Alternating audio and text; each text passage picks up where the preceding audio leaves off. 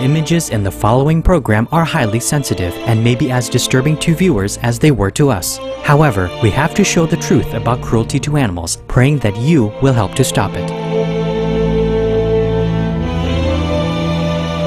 The sealers go out onto the ice floes, and at the time that the seal pups are born, and they're helpless, they can't swim, they can't get away, and they simply club them over the head and skin them. And sometimes they've skinned them alive, we've seen that.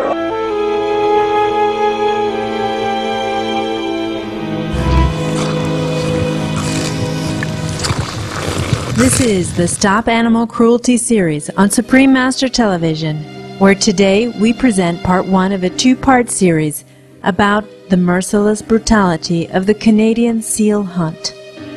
Two experts will share with us their personal experiences of witnessing the mass murder of baby seals in their nurseries. Ian Robichaud, the founder of harpseals.org, is dedicated to putting a permanent end to seal hunts. Using mass media and grassroots activism, harpseals.org seeks to raise awareness about the atrocities committed by the seal industry. Since 2006, Supreme Master Ching Hai has provided the courageous group with donations totaling $30,000 US to further its mission. Captain Paul Watson, a co-founder of Greenpeace International and the founder of the Sea Shepherd Conservation Society, as well as the recipient of the prestigious Shining World Hero Award from Supreme Master Ching Hai, has devoted the past 30 years to protecting and defending marine life, including seals.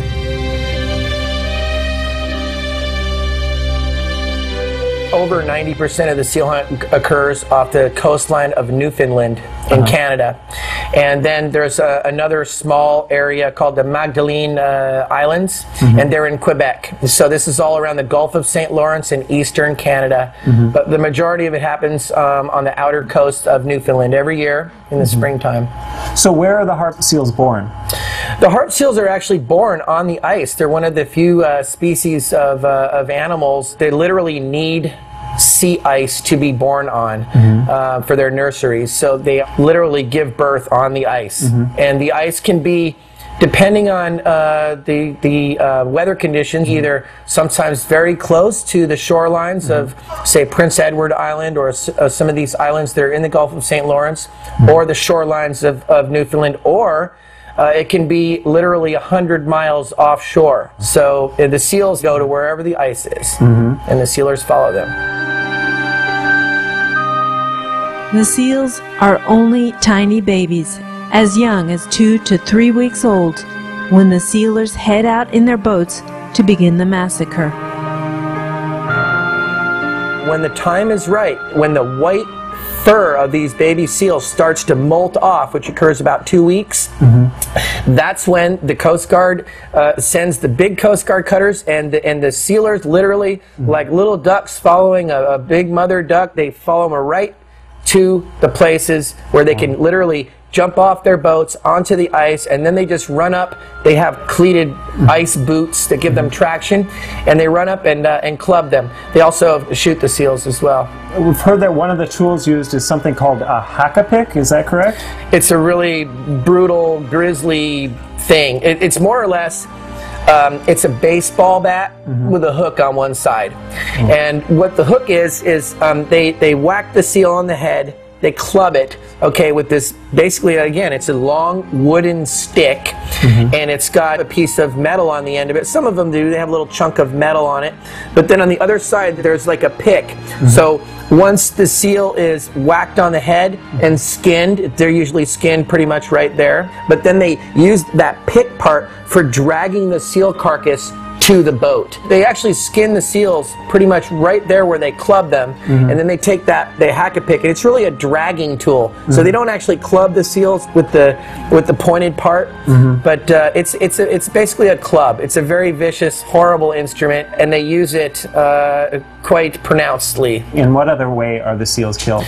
Well, the other way is by gun. They use rifles. Whether they use a gun or a hack-a-pick depends on the conditions of whether their boats are able to maneuver between the leads and the cracks in the ice. Some years the ice is so compact that the boats are lucky to get pretty close to the seal herds, and then basically the sealers jump off and they can literally walk by foot. They can run around you know, within a quarter mile from their boat in all directions, and they club them with the hack-a-picks.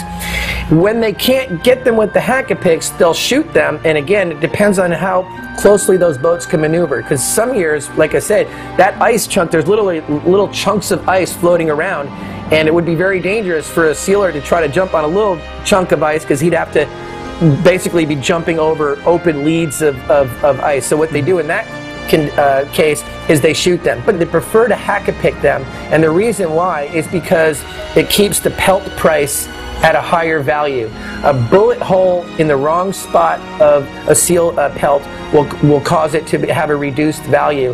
And sometimes they're shooting these seals from 100 yards, 75 yards. You can't get a clean shot, so a lot of the seals have holes in their backs and the side of their heads. The shot itself doesn't even kill the seal, and the seal will actually like slither off and go into an open lead of the ice and literally slip under the ice and die. Can the baby seals escape?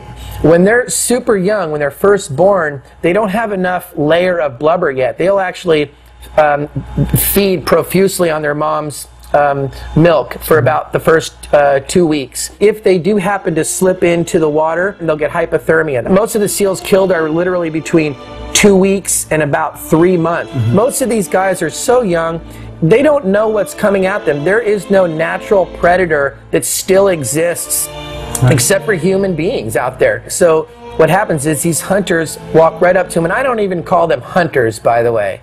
I would like to retract that word. They're killers, because they literally walk right up to an innocent baby seal, and the little seal raises up its little head like he doesn't know what's going to happen, and the guy just whacks it right on the head. It's a brutal thing. I've seen it close up, and the sealers show absolutely no mercy. It's just an unbelievable. I can't describe it. It's horrible. Have you seen the pictures? You know, it's really, really horrific that no mercy is shown.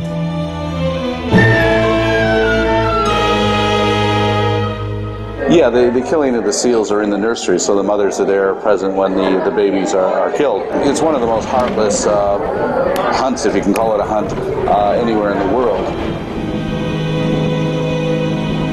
Well, the mother is around. All the seals don't give birth exactly at the same time. They sort of give birth over the course of about 1.5 to 2 months even.